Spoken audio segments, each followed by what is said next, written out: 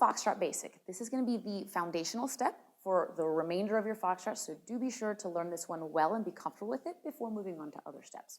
So the basic is comprised of 2 walks, the lead walking forward, follow going backwards, and then a chassé or a side together action. So one more time, we've got our 2 walks and a side together. And Jonathan's going to go ahead and start explaining the leads part. All right, leads, so let's start with your part of the Foxtrot Basic. We're going to start with our weight on our right foot. And I'm going to take 2 walks, starting with my left foot walk, right foot walk, and then do a chassé or side together, left, right. When I close that right foot, I've got my left foot free to repeat that pattern. Let me show it to you from a different angle here. I'll turn my back to the camera. Start again. We're going to start with our left foot free and take 2 walks, left, right, and then left foot goes side, and then you close your right foot with your left foot free once again to repeat that pattern. So the follows part is the natural opposite of the leads. So we're going to begin standing on our left foot, and we're going to start moving backwards with our right foot. We're going to do 2 walks, back right, and then left. And now we have our chassé or the side together. So we're going to step side on the right, and we're going to bring the left foot to the right foot, switching weight. So now I've got my right foot free, and I can start the whole cycle again. I'm going to do that one more time. I walk back right, left, and chassé to the right, side, and switch feet. Let's do that from one more angle. I'm going to come right back at you for a second. So once again, I start with my weight on my left foot, right foot free, 2 walks backwards, right, left, and then a side and together. And then one last time, let's do it again, right, left, and chassé to the side, switching feet. All right, so when you're first learning to dance, either Foxtrot or really any dance, a nice easy position to start in is with a 2-hand hold.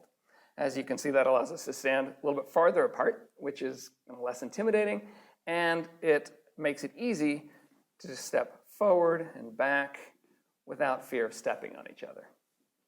So now that we're dancing together, let's look at our individual pieces and how they work together. So in our basic, what's going to happen is that as he moves forward on his left foot, I'm going to move back on my right foot, and then he's going to move forward on his right foot, and I'll move back on my left foot, and then we're going to do our chassé to the side together, side and close. I'm going to go to my right, he'll go to his left. So now let's do it again a little more continuously, right? So again, we're just doing our parts.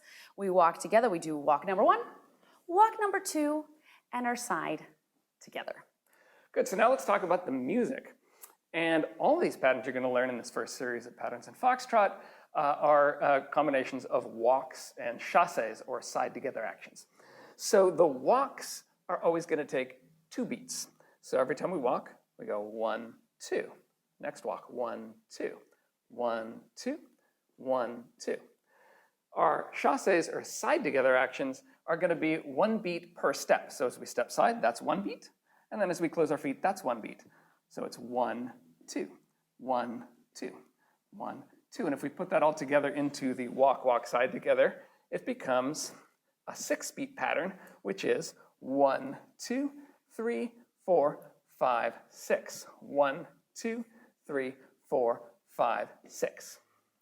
Now, sometimes that 6 count can get a little confusing because it's a different number of beats versus steps. So what we do sometimes is we go ahead and we count it in slows and quicks. So a slow represents 2 beats of music, and a quick represents 1 beat of music. So in this case, our walks are going to be slows, and our chassés are going to be quicks. So if we dance our basic again, we would this time, instead of counting, we would dance slow, slow, quick, quick, slow, slow, quick, quick. We're going to do it one more time. I'm just going to snap this time so you can kind of hear the rhythm. Yeah, here we go. Ready? And slow, slow, quick, quick, slow, slow, quick, quick.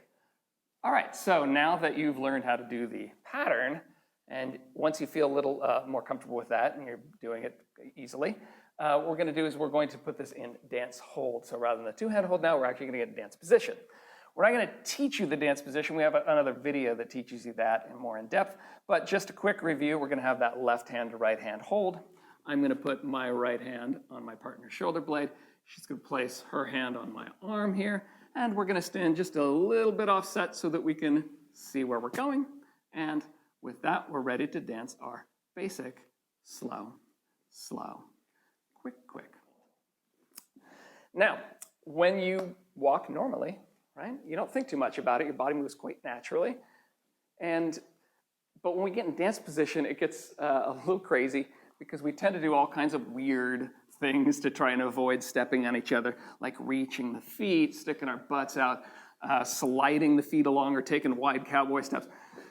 What we really want to do is make it just as natural when you have a person in front of you as when you're walking by yourself normally. So we're going to teach you 3 tips now that will really help you do just that, to walk normally with a body in front of you. The first thing is frame. We're going to use that frame no matter whether we have our big ballroom hold or a little compact hold.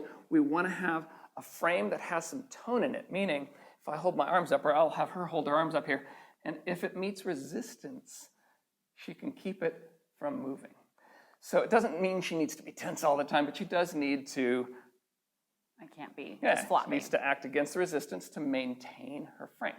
If we don't maintain the frame, what'll happen is I'll move forward right into her. I have no way of communicating without that tone. So we're gonna have a little tone in our frame, and then I can move, and she will move out of my way. The next thing to think about is, what do we mean by a natural walk? This is something we've spent all our lives doing, so it's not something we think about too much. Well, when we walk naturally, actually, I'm just gonna demonstrate myself. When we walk naturally, we don't just stick a foot out and then move, right? The first thing we do, if you really pay attention, is we incline towards the direction of travel, and then the leg swings out naturally to catch us. So we have to remember that when we're dancing. So as he starts to move, the first thing he does is he inclines towards me. I feel that he's coming, and he lets his leg swing naturally. And then I move backwards, and I can feel where he's going. The next thing to think about, and the last one of the big ones, is the direction of travel. So sometimes in an effort to avoid our partner, we'll start to kind of send our feet in a different direction than where our body is headed. So you want to make sure, leads in particular, that you move straight forward. Wherever your partner is in that moment, that's where you're going. So we're going to go ahead and do this where we're just backing you. So pay attention to where he's going. He is coming straight at me. This is going to be the clearest thing for me, right? And then when he moves sideways, it is a absolute 90-degree side step, yeah? What we don't want to do is have these kind of mushy little diagonals and things going in weird directions. It's not that it's impossible to follow, but it is much, much, much harder. One final thing that you may have noticed, particularly when we were doing our basic coming at you, is that the whole thing drifts off to the leads left and the follows right, yeah? So if we just do this figure repeatedly, right? Slow, slow, quick, quick, you're gonna notice that little by little, we just kind of end up shifting this way, yeah?